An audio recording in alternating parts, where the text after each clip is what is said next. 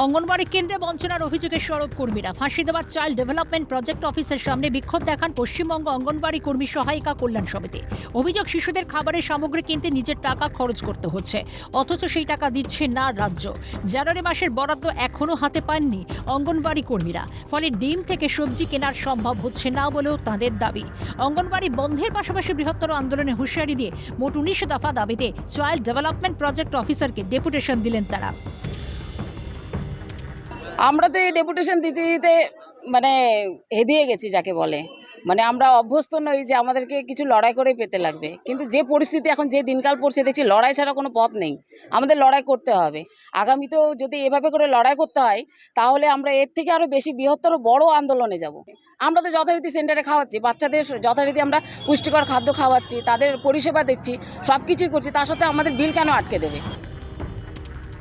অঙ্গনবাড়ি কর্মীদের জন্য 21,000 টাকা ও সহায়িকাদের 18,000 টাকা বেতন সহ একগুচ্ছ দাবিতে বিক্ষোভ দেখান অঙ্গনবাড়ি কর্মীরা। এখানে আমাদের 19 দফা দাবি নিয়ে আমরা এই ডেপুটেশনটা দিচ্ছি।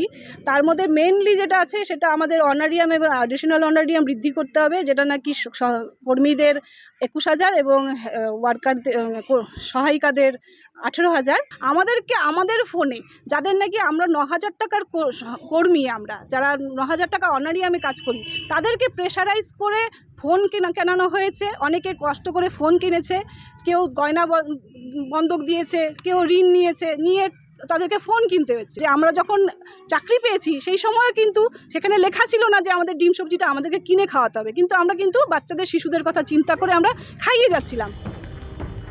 অঙ্গনবাড়ি কর্মী সহায়িকাদের দাবি ন্যায়সঙ্গত বলে দাবি ফাঁসি দেওয়ার চাইল্ড ডেভেলপমেন্ট প্রজেক্ট অফিসার কর্মা ভুটিয়ার। তবে যেগুলো তার এখতিয়ারের বাইরে সেই সমস্যা ঊর্ধ্বতন কর্তৃপক্ষকে জানানোর আশ্বাস দিয়েছেন। যেটা আমার সব কয়টাই দাবি, কিন্তু আমার হাতে সেরকম সলভ করার মতন কিছু নেই।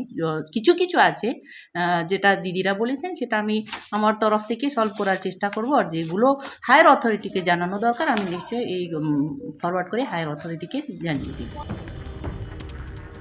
শিশুদের কথা মাথায় রেখে নিষ্ঠার সঙ্গে দায়িত্ব পালন করছেন অঙ্গনবাড়ি কর্মীরা, কিন্তু তার সত্ত্বেও বঞ্চনার শিকার হতে হচ্ছে তাদের। বাংলা মানেই কি বঞ্চনা?